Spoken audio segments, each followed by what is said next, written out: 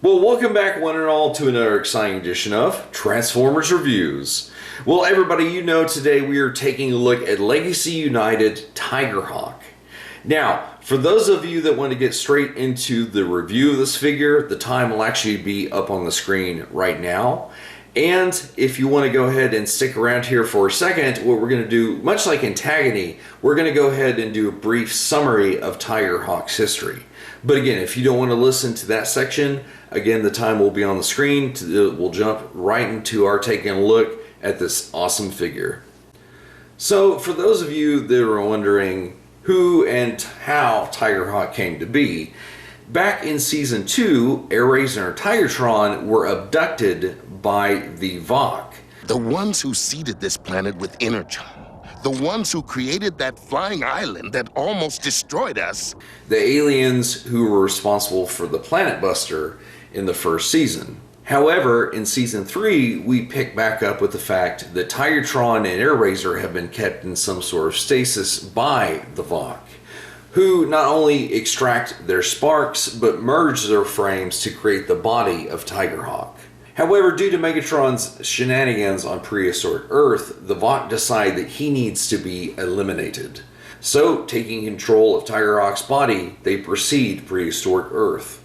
However, Tigertron and Airazor's sparks follow Tigerhawk. Now, when Tigerhawk arrives on Earth, he completely decimates the Predacons. First, by destroying their base. Second, by taking out every single one of them. First, he takes out Waspinator, Quick Strike, and Inferno by sucking them up in a tornado. And then, with one missile, he takes out not only Rampage, but Dinobot 2 at the same time. And despite Megatron's awesome power, it is Tigerhawk that literally machine guns him out of the sky, nearly taking him off the census. However, Unicron's spawn, Tarantulas, somehow manages to subdue him. Tarantulas is playing with forces that he does not understand. And in the attempt to remove the alien influence from Tigerhawk, he, along with they, are destroyed. Well, before Tarantulas' lab explodes, Cheetor manages to free Tigerhawk's body, and once he is outside, the now merged sparks of Airazor and Tigertron retake control of Tigerhawk's body, and Optimus and Cheetor welcome their friend home. However, Tigerhawk had one more role left to play before the series wrapped up, and that was whenever he went mano-a-mano with the Decepticon warship, the Nemesis. And while that might sound insane, keep in mind this guy retained his Vok enhanced powers, which gave him command of the elements. So, for a time, he actually put up a decent fight against the warship. However, eventually Tigerhawk would fall, heroically sacrificing himself, buying his fellow Maximals time. Now, as we mentioned, Tigerhawk is a combination of both Tigatron and Airazor. And Evan Brooks, one of the designers, said that whenever they were choosing some of the aesthetic details for Tigerhawk, they took inspiration, and I think he even said they might have lifted some of them directly from these figures, just upscaling them. However, this guy borrows a little bit more heavy inspiration from somebody else. Now, that honor actually goes to the original Tigerhawk figure from 1999. Now, this United guy does prioritize show-accurate details over toy-accurate, but there are some small nods baked into this guy that do reference that original toy. However, there are a few differences as well. You can see here on the original, the eyes, the nose, the teeth, and the tongue. This thing had a ton of crazy detail, whereas our new United guy, with, again, going for the show accuracy, doesn't have all that. Now, back in the day, this guy was actually marketed as a Transmetal 2. Now, the aesthetic choices of the Transmetal 2 were that they were asymmetrical. So as you can see there in his right front paw, it's a little bit more of organic and technological, or I guess techno-organic detailing, whereas on his left front foot, the aesthetic choice is more of an organic style. Now, if we actually move around to the back feet, you can see that on the original guy, the legs were beefy and chunky, whereas on the new guy, oh, not so much. Now, another amusing choice is you can, looking here at Tigerhawk's rear end, you can kind of see the gun that's sticking out kind of where his crotch would be. And so, while the new one is actually a detachable piece, they said to literally put it in the same position. So both Tigerhawks literally have a crotch gun, which is kind of funny when you think about it. Now, one of the other choices that I really like about this new Tigerhawk is the green circle that connects the wings to the shoulder machine guns.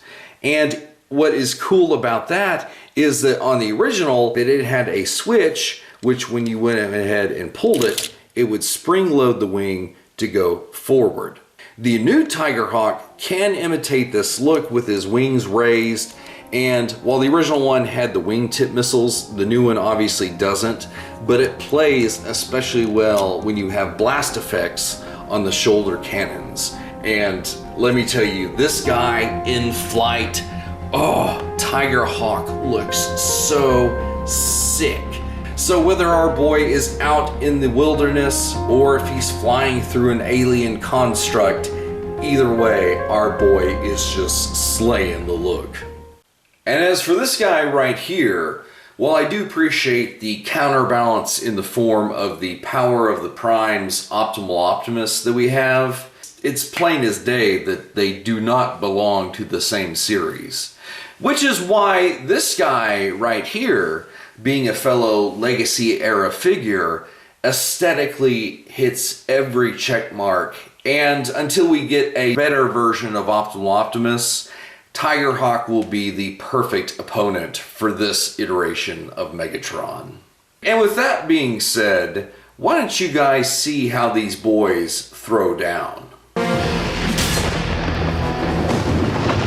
Megatron, I give you a final chance. Surrender or be terminated.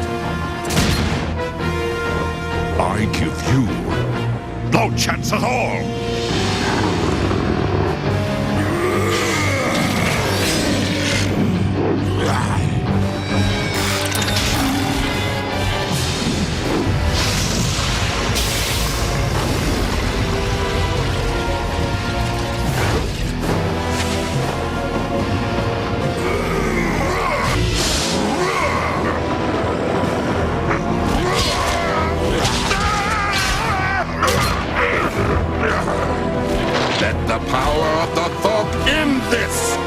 This is my world now. You have no place in it.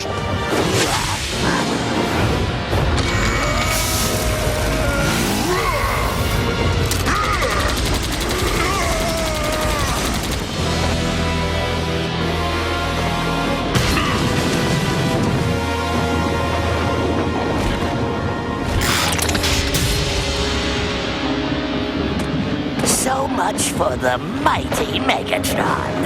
And as we can see here in these photographs, the boys are able to deliver the same sort of dynamic energy that we saw in that cartoon battle. And let me tell you, it is awesome that these boys are able to vibe off of each other as excellently as they do.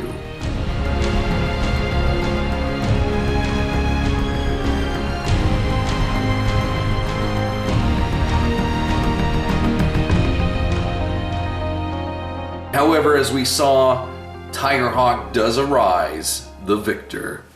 And since Tigerhawk is already in robot mode, I wanted to go ahead and show you one thing that I think he kind of looks sick on. And, you know, it was probably no surprise that a guy that rocks purple would look good on a purple throne.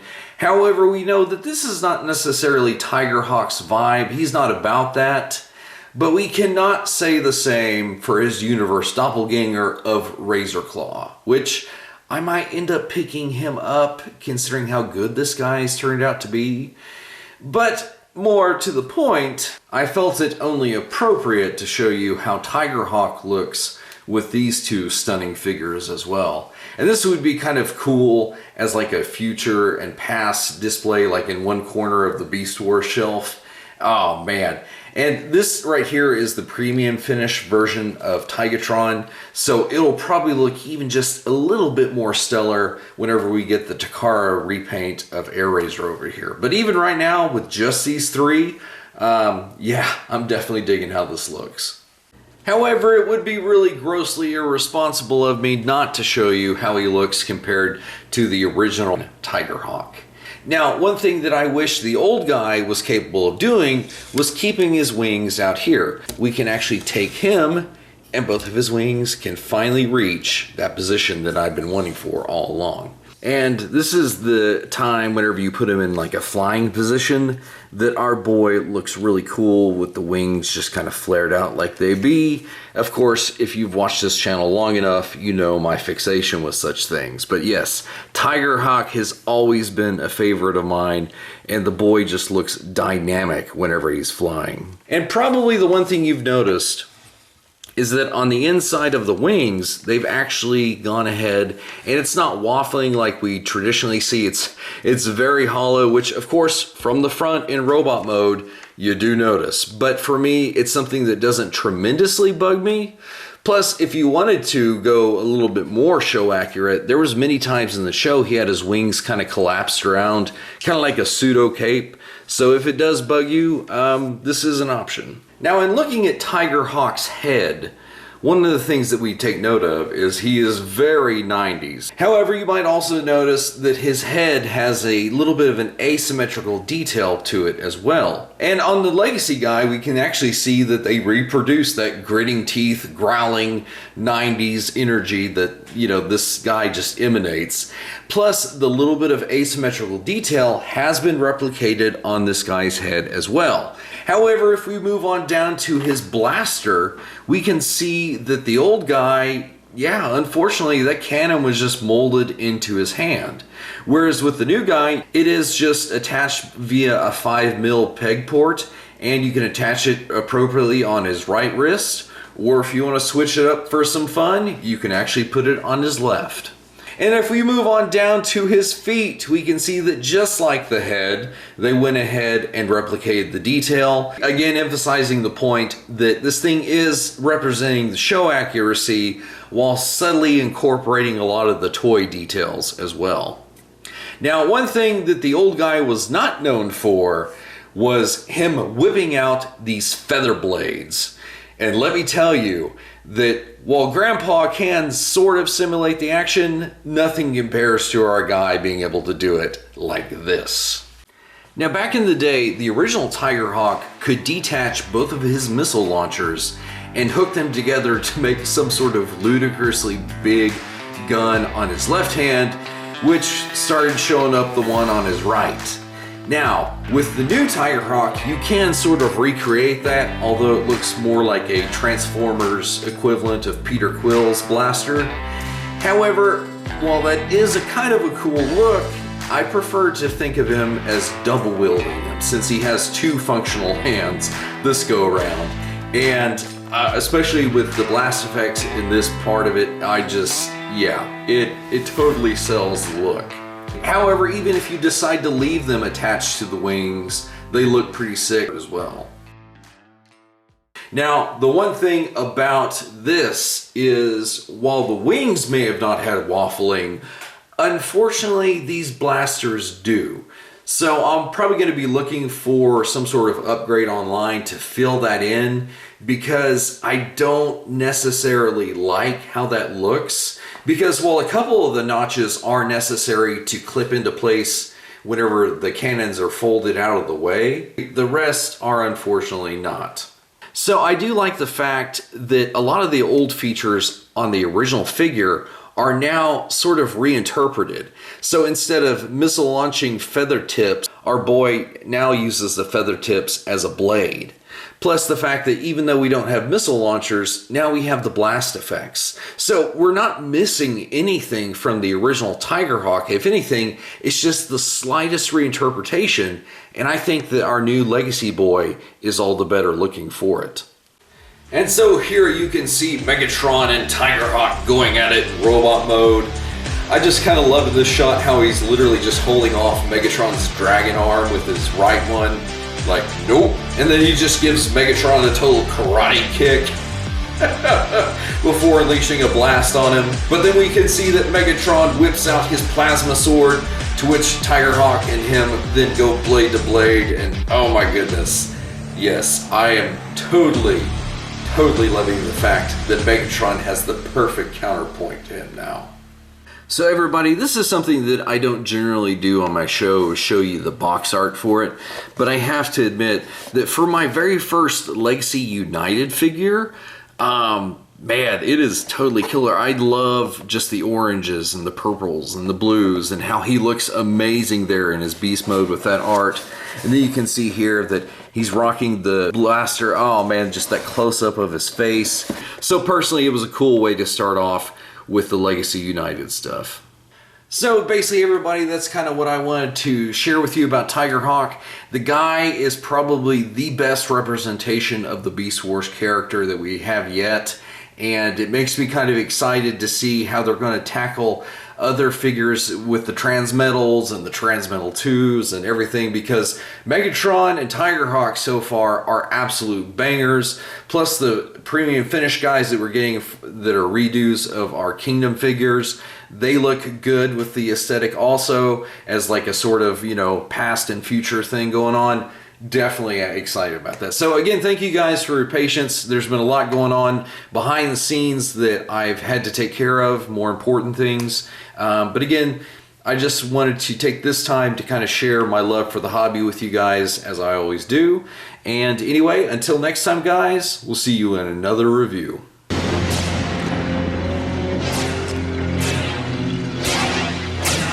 And a mighty warrior came down from the sky, and a rainbow was upon his head, and his feet as pillars of fire.